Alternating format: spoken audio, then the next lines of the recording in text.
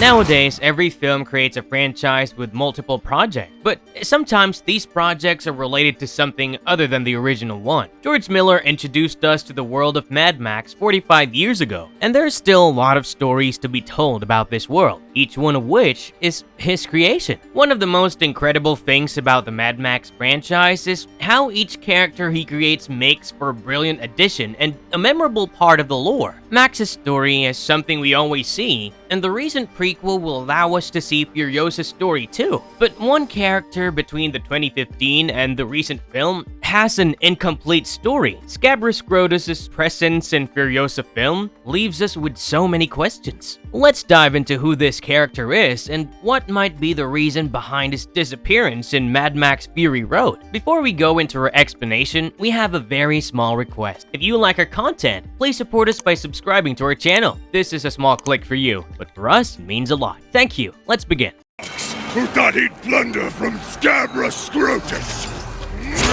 Who is Scrotus? As we said, one of the critical elements of George Miller's masterful world building is the brilliant characters he surrounds them with. Every villain has side characters around them that also plays a significant role in the narrative. When we were watching Fury Road, one of the big questions in our minds was who will helm the control over Citadel once Immortan Joe passes away? Even though he died in the end, Miller gave Joe some kids so that he could keep a legacy. After all, one of the reasons he was stealing genetically healthy women was so that he could breed a healthy heir. We saw his son, Rictus Erectus, appear as one of the main characters in 2015's Fury Road. Still, it became clear very early that he was slow-witted, even though he had the muscular body and everything else required to be a formidable ruler. Similarly, Corpus Colossus, who was intelligent, was a little person and had a brittle bone syndrome. But there was one more son who did not make an appearance in the films till this year's Furiosa. Scrotus appeared in the movie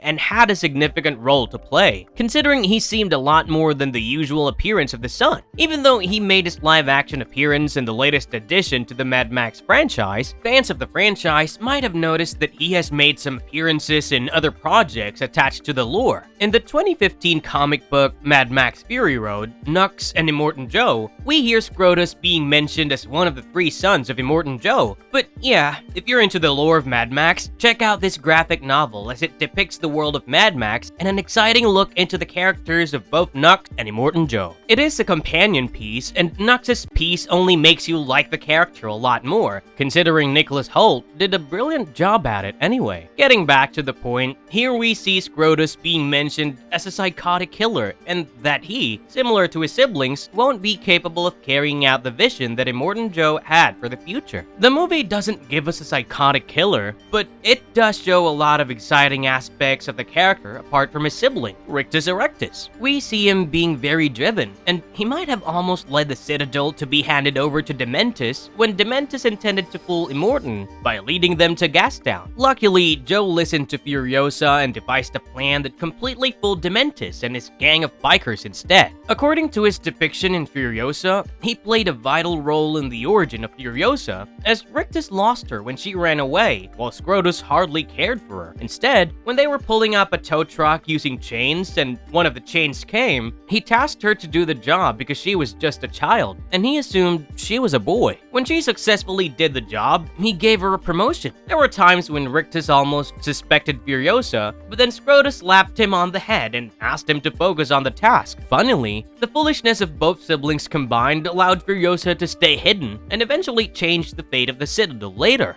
The key character from the game. But Furiosa, or the comic book, aren't the only times we witness this character. He also played the main antagonist in the 2015 game Mad Max. Even though the game is not canon for the films, some details confirm it is the same character, according to the description of the character in the game, which is, from an early age, he showed tremendous skill in combat and killed his first adversary at the age of 7. During his teenage years, he made fame riding in death runs between Gastown and Bullet Farm. During the Wasteland Wasteland Wars, he defeated Dr. Dementis. After Immortan Joe's reclaiming of Gastown, Scabras was appointed as its protector and put in charge of all operations and personnel, as well as the many camps that supply oil for refinement and new recruits. Thus, he became the leader of his own faction of war boys, spreading terror in the wasteland. Now, this changes a lot of details as we come from Furiosa to 2015's Fury Road. But remember that the game is not canon for film. George Miller has even commented about his failure to deliver on specific aspects of the world in the game, stating that the property was taken from him and he hardly had any creative control. But all that apart, the game is pretty fun, and it makes up for the time between the films because it sure will be a while before we see the following entry to the Mad Max franchise or the new game that he intends to make with Hideo Kojima, if the latter manages to get some time. The game is our only bridge between the events of Fury Road and Furiosa. In that case, a lot has happened. Apart from Scrotus, another central character mentioned in the game was Dr. D, and this only further makes us use the game as a point of reference for the events between the films. According to the game, Scrotus takes over Gastown after defeating Dr. Dementis, who we all know now, based on the film, was unable to manage Gastown and intended to take over the Citadel. Even Furiosa is vaguely mentioned as part of Dr. D's gang of bikers before she was taken from the Green Place. One must agree that George Miller has been working on this lore for a while, which makes for good cinema. The fact that Furiosa was in development back then is evident when we see the tidbits of the plot for the film being spread all over the game. The character is a lot more cruel, greedy, selfish, and at par with the character of Immortan Joe. Also, he did intend to put anyone who wasn't his comrade through trouble and brutality, as per his requirement. Now, Scrotus does rule the Gastown quite furiously and spreads his terror across the wasteland in a rather brutal manner. He doesn't hold back in killing people, and he manages to take away Max's interceptor. Max's ultimate goal is to get back the car, which does stick to his persona of not sticking his nose into someone else's business. He builds a car with Chumbucket's help, our vehicle, throughout the game until the end of the boss fight. Max sacrifices Chumbucket quite ruthlessly when facing off against Scrotus and his war boys in the final duel, while trying to destroy Scrotus' land mover. In the end, Scrotus is injured and crawls out of the debris, and Max stands over him and kills him with his headgear. Yeah, Scrotus is killed horribly, but throughout the game, you're kind of pushed for it because the war boys and Scrotus had quite the harsh rule across Wasteland. So we see Scrotus die in the game, even though the game doesn't entirely end there. This detail is something the fans of the games don't like, as it is a bit off character for Max. Scrotus only appears twice throughout the game, but then we hear much about him. However, comparing his character here to the Scrotus from Furiosa is different. Scrotus here is like a perfect blend of Rictus and Scrotus from Furiosa, which could be because Miller might have developed the character in this manner during the early parts of his process, and that might have landed into the hands of Avalanche Studios, the developers of the game. However, one character in the game, Stank Gum, acts like one of the side mission bosses and looks and behaves like Scrotus. In fact, after getting the chainsaw lodged into his skull, Scrotus sends over Stank Gum on the hunt for Mac. Ultimately, we are left to wonder if George Miller was satisfied with this version of Scrotus because he does seem quite different from the latest Miller-helmed film, Furiosa.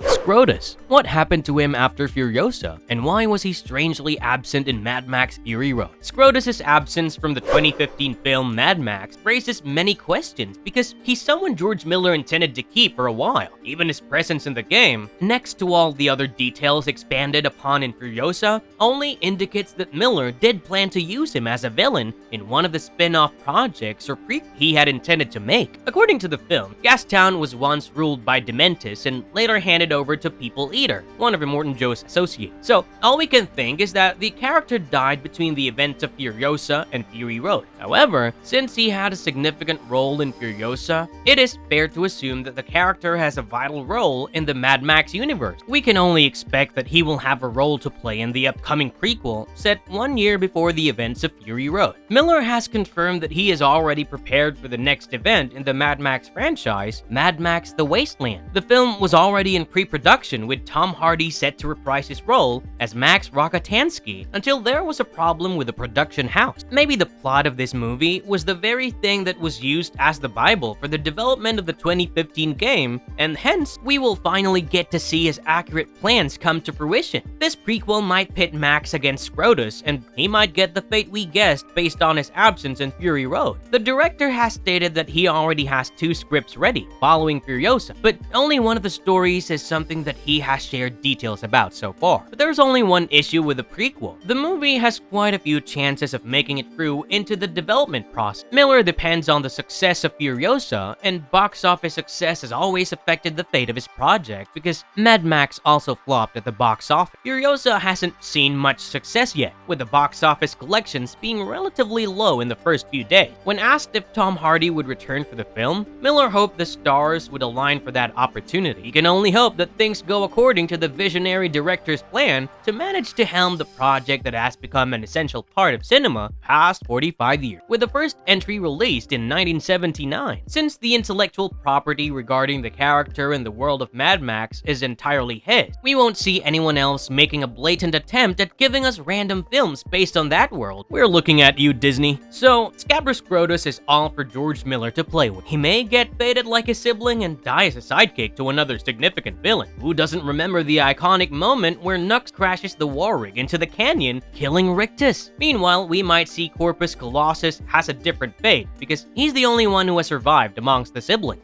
Marvelous verdict. George Miller has captured the attention of fans of the Mad Max franchise, and even though it's 45 years old now, it still has a relevance that cannot be denied. We should all just watch Furiosa for the sake of the director getting a chance to bring us more tales from this world, because these movies are made to be watched on the big screen. Furiosa is a brilliant entry to the franchise and only confirms that this world has much more detail than we might have expected. Each character is developed with significant connections, and now, the following major detail might be related to Scrotus' appearance in Furiosa. And if you liked our content, don't forget to leave a like and subscribe to us if you haven't already. Have a good one and be safe. Thanks, everyone.